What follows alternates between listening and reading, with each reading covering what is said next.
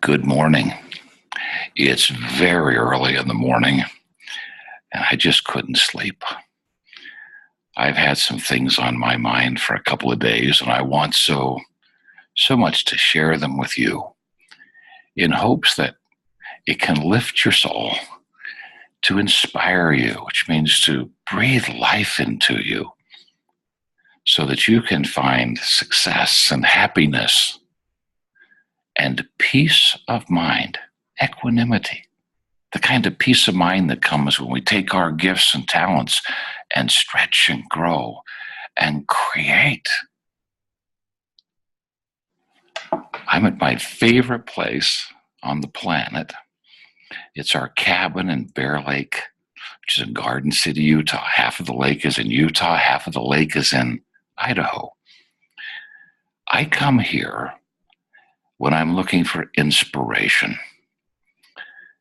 Today,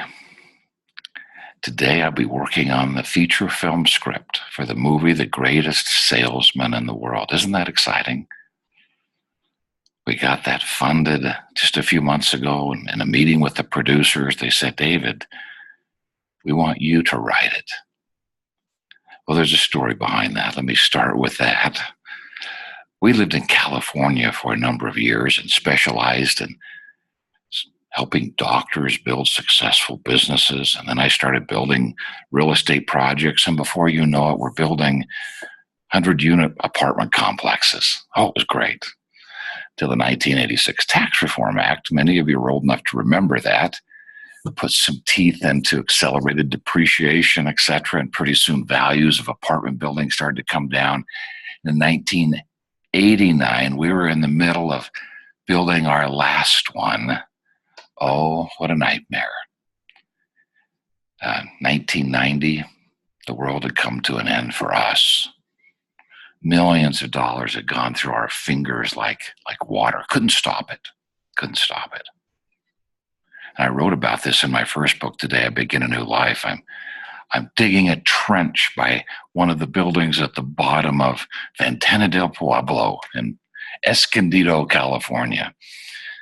The building was backing up. The last two apartments were backing up the sewer system.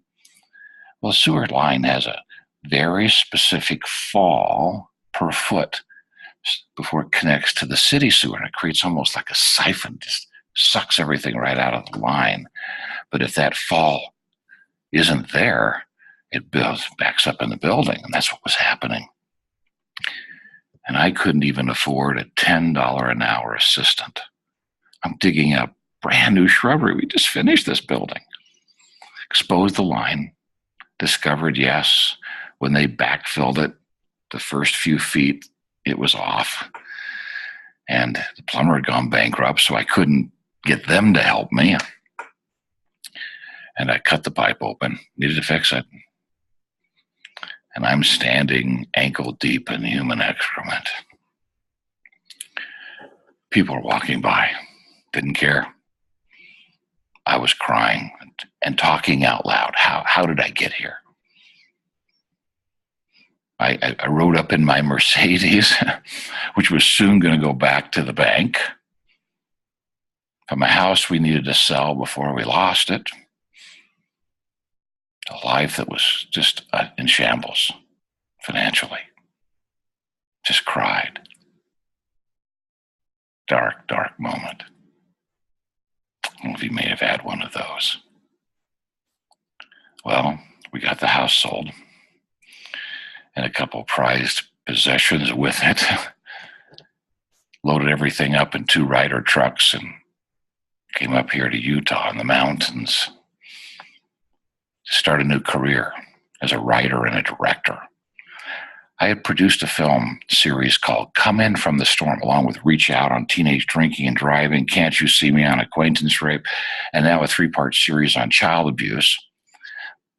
And fortunately, it was in every military base in the world. Every family services unit bought it. 30,000 school districts in the United States and Canada and New Zealand and Australia had purchased this. We had Bumper Robinson from Night Court. We had Emmanuel Lewis. He just won the People's Award. Little actor, Emmanuel Lewis. Uh, was the actor Gordon Jump. Remember Gordon from WKRP in Cincinnati? Tiffany Brissett from Small Wonder. Oh my goodness, I had a partner that put up $265,000, and I'd put up $265,000 in 1987 to make this film. I just fell in love with the film business, and I decided with the world falling apart, let me go do that for a living. Came to Utah, a right to work state. That's where we'd done all of our editing for those films. Began the process of writing. Over the next 10 years, I would write 200 TV commercials and direct them. Direct them was really awesome. Simmons mattress, Spring Air mattress with Vanna White. Oh, those were fun commercials. Nature Sleep, the 4-inch extruded mattress that holds you in a perfect anatomic position. That mattress sold something like $22 million the first year it was in business. Oh my goodness. It was just a fun career. I was writing a script, shooting a commercial, and editing all on the same day, 16 hours a day, and no exaggeration. This isn't uphill to and from school in bare feet. This was 16 hours a day. My water. I did that for 10 years. The last feature film script I wrote, I had the chance of writing 5 of them. The last was for one of Mandino's books. Great experience. Spent 6 months with him kind of sitting on my shoulder, walking through that script. And 2000, I'm in New York City shooting some commercials for a company called Metastock. Remember that stock trading software? And they were going to be aired on CNBC. We're traveling all over the country, shooting testimonials, making those commercials. And Betty Mandino calls me. And she says, Dave, the rights to the greatest salesman in the world are not being renewed. Would you be interested? And of course I said, Betty, is that a rhetorical question? I found Og in the middle of the 10 years of paying back $1 million in debt. I was the corporate guarantor. Now, just so you know, about 1/3 of that, banks were gracious. People were helpful. And about 2/3 of that got paid back in real dollars. But that was paid back. It was paid back. And Betty calls and said, would you be interested? And I'm going, oh my goodness. I remember the first time I read Og's book. And it wasn't The Greatest Salesman.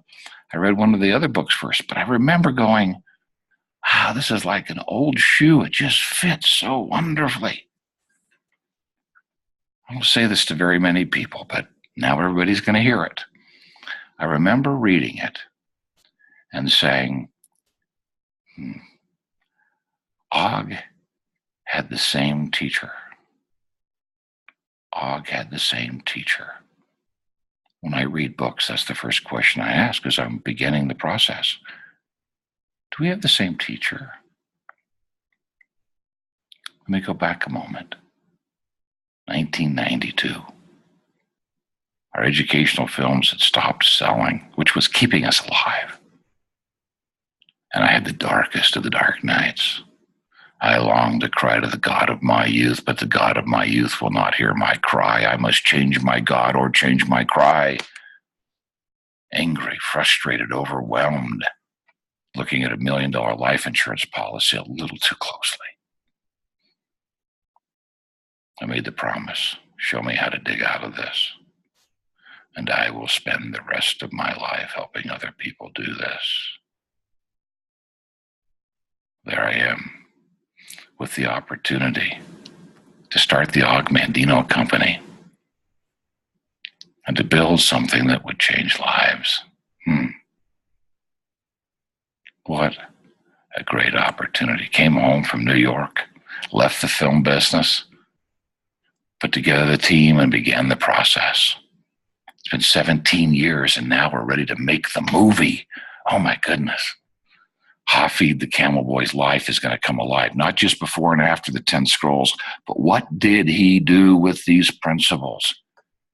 to become the greatest salesman in the world? How did he bring the Arab nation, the Jewish nation, and the Christian nation together based on these principles, the 10 scrolls, and be able to have commerce together, to live together peacefully? Oh my goodness, I can't wait till this comes to the screen. Well, in that process, building those principles into training, coaching, speaking, the very first thing I wanted to find was measurement.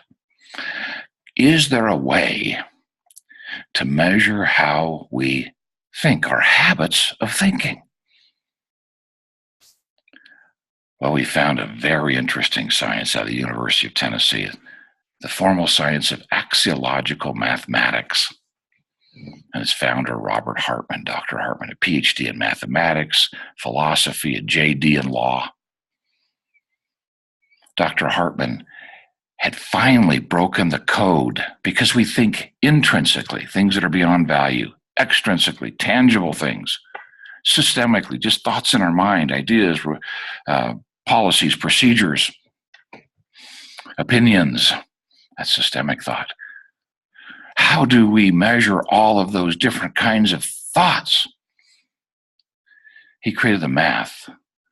We created the assessment. We went into that mathematics and found some things that had never been done before. Split the hairs, created the measurements, thousands of hours, perfected it over the last 17 years until we now have the habit finder. Habit finder. Isn't that a great word? Habit finder. Let us help you find your habits of thinking, because our habits of thinking impact every facet of our lives. Our emotional state when we wake up in the morning. What's our thought process? What are our habits? Are they supporting us, sabotaging us? The decisions we make, the actions we take, and ultimately, the results we create. What do those habits want us to think? And oh my goodness, 100,000 people later, 100,000 people later, I don't think this is presumptuous, but I think we know more about how people think, particularly independent people, entrepreneurial type people. We know more about how they think than I think anybody on the planet. Oh my goodness, there are some things that are just hidden behind the scenes. I talked in my last 4 a.m. video about self-sabotaging internal dialogue, that noise that keeps us from maximizing our gifts, robs us and everyone else. We talk ourselves out of our own intuition. Well, this morning, my purpose for being here, in this place on this planet, this gift that was given to Ramona and I, it was a miracle. 2007, we had purchased 2 buildings in downtown Salt Lake, 2 older houses. We sold them. We were ready to do this. Had a condo just up the hill. We had so many grandkids. We had them sleeping in bathtubs and showers. We needed a bigger place. And we miraculously found this place, our floor plan. And over the last 10 years here, there have been 165 couples come and take on their marriages. We've had family reunions. We've had clients. Just last weekend, we had 2 beautiful people from San Antonio. This is their gift to me. We sat right here and took on their life, their business, their family, their relationship, in preparation for a year-long coaching engagement. By the way, that's my new structure with everything else that I'm doing. 12 clients a year. Come here for 2 days. Figure it out, and then let's coach to it for a year, and let's create massive change in a person's life. In this case, in a couple's life. We made that offer a couple months ago. 6 of those places for 2018 have already been taken. How exciting. Oh, I just love being in this place, taking on someone's life. So this morning, in this place, the place I come for inspiration when I want to write a script, the place I come when I want to work on a book, the place I come when I want to talk to you about something that is so significant, so important, that is so either damaging or inspiring and passion driven, and by far the most significant contributor to this self-sabotaging internal dialogue. So here we are in this safe place. 4 a.m. in the morning. Ramona's sound asleep right in the master bedroom right next to where I am. It's just you and me. Can we do that? Just you and me? Independent, entrepreneurial people. People who have the gift of seeing possibilities, have dreams, hopes, things they want to create. Have this gift. And we measure it specifically in one section of the Habit Finder called My Dreams. We want to find out how vividly you think. And 97% of you think quite vividly. And what happens? How do we choose to use this gift of vivid visualization? It is critical to creation. Creation occurs first in our mind, then here in tangible reality. And because of the trials and challenges that so many have faced, those dark nights, you know these places, these dark nights, there's a tendency, and it's killing people. There's a tendency to want life to be easier and less stressful. If I could just get to here, if I could just make this much money, if I could just have this, then I could finally have success and happiness and peace of mind. This belief, if I could just get here. And for whatever reason, there's been a proclivity. I use that word because it's a natural negative tendency to want to believe there's an easy way to manifest that dream. Just manifest it. As if there's a fantasy fairy that just will, with enough intention, will just touch us and we'll have it. There are actually some people who teach that. Their students are broken, and angry,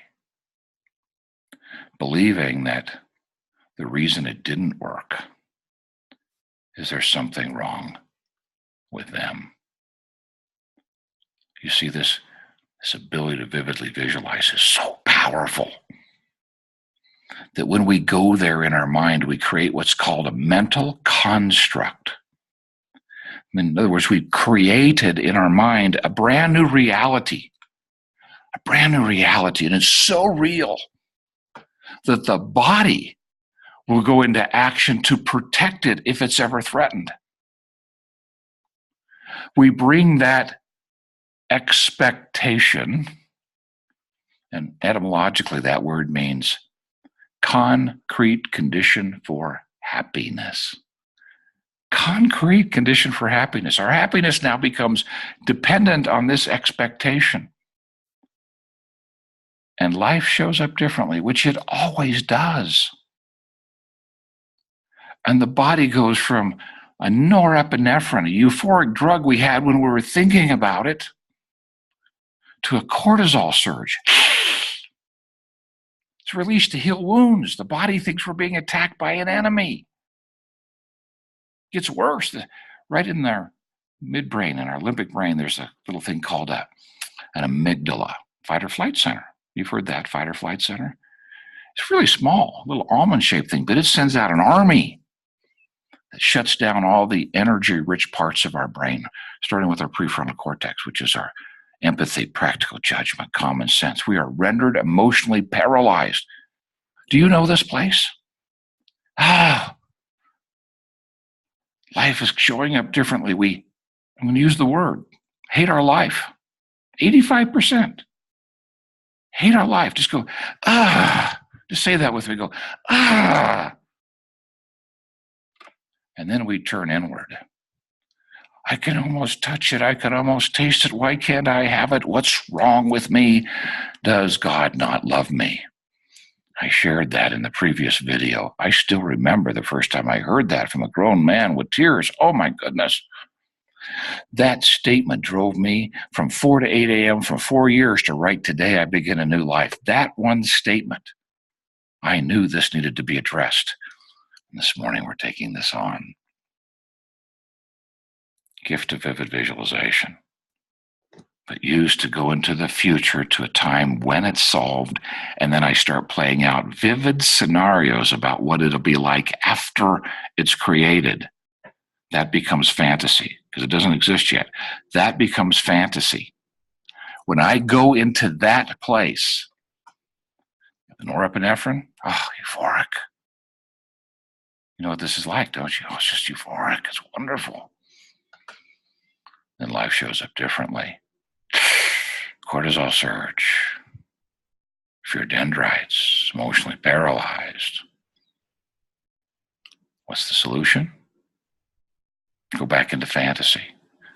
And that cycle until I finally get so discouraged I just give up my dreams. Some of you may have given up a dream. I want to talk to you particularly this morning. And when you did, it was like, just think about this, a dull knife cutting out your heart. You were so committed to this. You wanted it so badly. And then you give it up. And you just go back and step back into mediocrity. And Hogg says, the wounds of failure and the bruises of mediocrity. The baseball bat of life gets to start taking its swings at us again. That's not the solution. The solution is to learn the principles, the laws that govern the creation of any worthy dream. The laws. There are laws, yes. Vivid visualization is critical. But as importantly, and perhaps if we've been using it incorrectly, even more importantly, that we know what our real why is. Our real why. Our secret desire. Our real intention. Not the one we say to the world. It's the one we entertain in our own mind. It's the private one. When we're going to this place, what's our motivation? To finally, can you feel it? Ease, less stress, finally. And when we're there, we create the mental construct. Life shows up differently. We hate our life. We beat ourselves up. That is the primary reason why we have this self-sabotaging internal dialogue. Let's grasp this, because this one can be corrected quickly. Someone's had traumatic events. They might have to do some therapeutic intervention. It might take some time. This one could be changed in an instant. In an instant. That's why I'm here this morning. I want to show you how to do this. Because if you make this shift, you can actually start creating your dreams. Here's the shift. I'm going to give up the desire for ease and less stress. First of all, wrong planet. It doesn't exist here. It's a futile attempt. You can't find it. If I just had $50,000 a month of income, your problems would just start. Hopefully, you're more capable of handling them. No such place as ease. Doesn't exist. However, you can choose a secret desire and a real intention that will shift everything. You ready? Write this down. The first decision, the first law, is that I'm going to choose, you're going to choose, to engage in life. Engage in life. All in. Think about the fears. Oh, am I going to give up me? You might have to give up some unhealthy habits of thinking, but they haven't been serving you. You want to engage in life. 2, oh, by the way, ask yourself, have I really engaged? Where am I holding back? How am I playing half speed? You can't get there playing half speed. You got to be all in. Take your foot off the brake, put on the gas, and just go. That's not at the expense of your family. That's with your family, in your relationship, with your business. It's in every facet of your life. Life doesn't hurt as much when you're going full speed. I learned that being a linebacker in college. You go full speed, it doesn't hurt as much. You hold back just a little bit, and that fullback will knock your teeth out because he's going full speed. Life's going full speed. Are we meeting it full speed? All in? Number 2. This is a crazy one.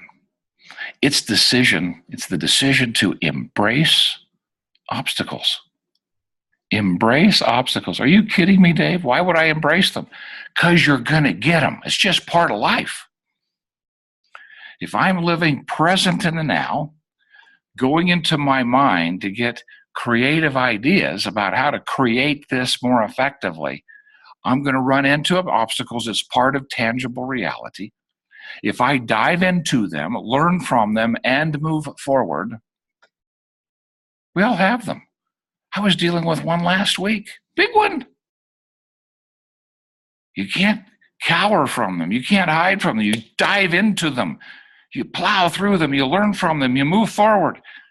Wow, are some of them expensive? Some of them are really expensive. Time and energy and emotional pain and struggle absolutely is part of the deal. But oh my goodness, life is a laboratory. Creating dreams is a laboratory. You want joy in this journey. Not just joy when you get there. It's actually joyful in the journey. The equanimity comes when you take on the challenge, fight through it, and create something you didn't have otherwise. You learn from that lesson and you move forward. We want to learn to embrace obstacles. Helen Irwin says obstacles are the way. I like to say the very things we want are right behind the things we're resisting. Don't resist and resent. Embrace the obstacles. Number 3, we can't create our dreams by ourselves. And one of the great secrets of life, agape love, is that when we serve other people and we bless their lives and we help them create their dreams, we create our own. So the 3rd is to learn how to connect and serve. We live in a self-centric world. We are so virtual in our reality. 2 teenagers sitting in the back seat of a car texting each other. We've forgotten how to connect. We're all human beings. We've got a heart beating in our chest. We've got nerve endings. We've got a brain that's functioning. We are not plugged in. We eat, we sleep, we work. Everyone does. Everyone you meet does. They've got a life. They've got a story. They're a human being. They matter. Can we see them? Can we care enough to connect with them, take down their walls of resistance, and free them? Can we do that? If that's our secret desire and real intention, we'll use our gift of vivid visualization so differently. 4th, remember, engage, embrace, connect, and serve.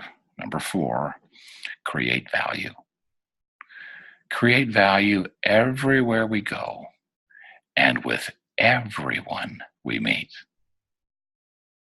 The server at the restaurant.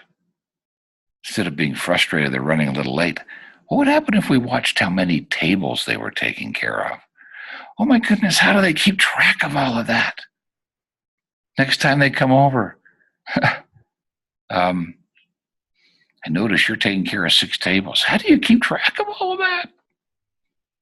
Oh my goodness. And they start telling you, how long have you been working here? A week. You're doing great. You're doing great. Not only did you get great service, but you left them better than you found them. Create value. Everything you touch, make it better. And lastly, contribute. Give back. Your time, your energy, your resources. If someone says to me, I don't have enough to give, I always respond, then you never will give because you'll never have enough. When we give, it always comes back. I'm hoping you're feeling that piece of my secret desire and real intention in this very moment. You see, when we want to engage in life and embrace principles, connect, serve, create value, contribute, now we go into our mind for a different reason. We don't go there to escape. We go there to get an inspired idea, an intuitive impression, a creative solution about how to take the circumstances we currently have and how to create more with them. And you know what? You're built for this. You're built for this principle, this law of creation. If you were wired to a functional MRI and we were monitoring you as you received one of these inspired ideas, intuitive impressions, creative solutions, we would see part of your brain ignite that's normally dormant in a human being. Just do this with me. Go. Yes, it ignites your passion. The vivid visualization is to get an inspired idea that ignites our passion. Now we step into tangible reality, our primary residence, and we work without counting the cost or tracking the time. We do whatever is required to create in tangible reality that which we've seen so clearly in our mind. Can you feel it? That's why I'm here this morning. Can't sleep. I want to share this with you. I don't want to work on the script. Oh my goodness. Sleep can wait.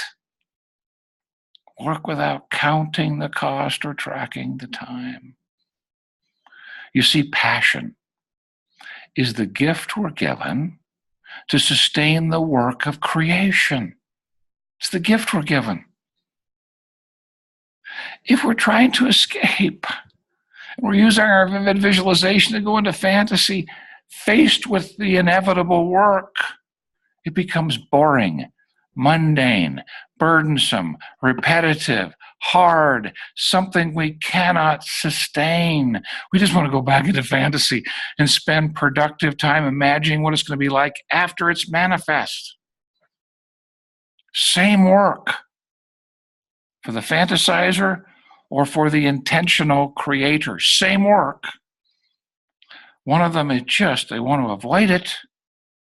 The person whose secret desires and real intentions are to engage, embrace, connect, and serve, create value, and contribute, they're getting inspired ideas. It's igniting their passion, and that passion is driving their action. That's how we create. So this morning,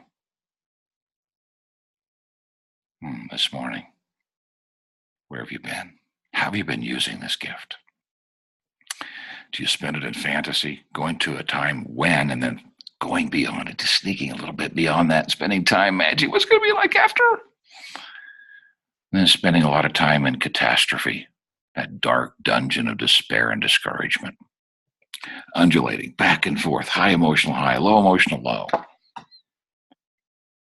Or are you ready to embrace this law of creation, to engage in life, embrace principles, and embrace obstacles? Connect, serve, create value, contribute. And then go into your mind, because I want to give you one thing to consider. If you go into your mind, mentally rehearse something that's coming. Be open to an inspired idea and discover something you had not thought about. Seek some inspiration. If there's anyone I can serve, put them on my path, and I will serve them. Get an inspired idea. Act on it. It's an urgent assignment. prove the validity of the inspired idea. 9 out of 10 times it will be inspired. You go, wow. I shared one in the last video. I love it. To end the day reflecting on that very moment in the day. Inspired idea, acted on. Do you know one of those that applies to us right now in this moment? 4 a.m. videos, inspired idea. I'd be excited to hear from you. Is this serving you? I'm going to close with this. I had a dream several months ago. There's a man standing on the edge of a cliff ready to jump. Walked out, started a conversation, listened, asked questions. Tell me more about that. Do you ever feel this way? Do you feel like it's over? He turned and faced me, relaxed. And it wasn't long, and we were walking away from the edge of the cliff.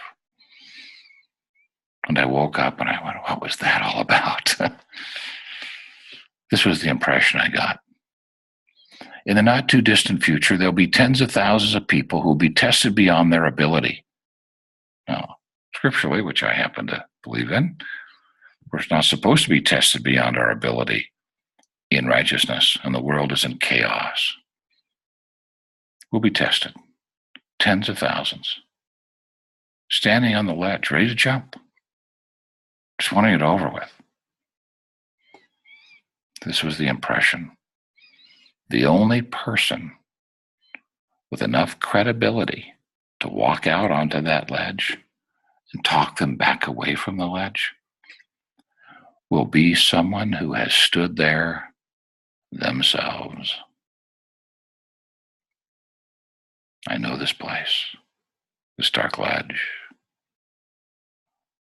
This morning I'm doing my best to help fulfill my promise.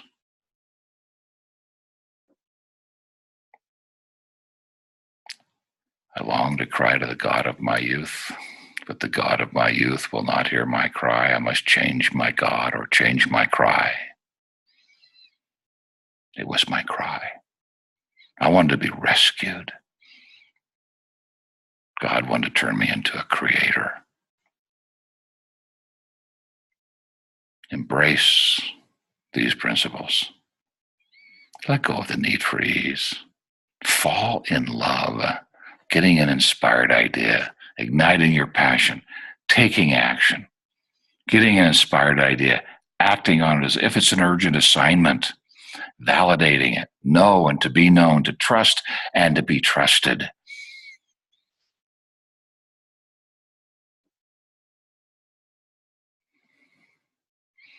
And create your worthy dreams.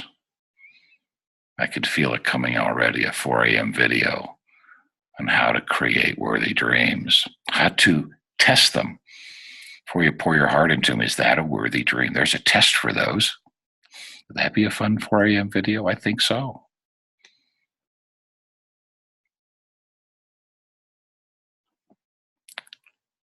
To increase my value, I must increase my actions. I will walk where the failure fears to walk. I will talk when the failure remains silent. I will work when the failure seeks rest. I will call on 10 who can buy my goods while the failure makes grand plans to call on one. I'll say that it is done before the failure says it is too late. My dreams are worthless. My goals are impossible. Plans are dust. All are of no value unless they're followed by action. Well, how are your habits? Are they supporting creation? Have you heard some of them this morning? Oh, but Dave, there's got to be a way to magically manifest. There is. Manifest inspired ideas that ignite passion, passion that drives action, and you create. Yes. Manifest that. That's what it's supposed to do. That's the gift. We're built for this. Take the action. And I do invite you. Go take the Habit Finder, habitfinder.com. It's free. We're giving it to you.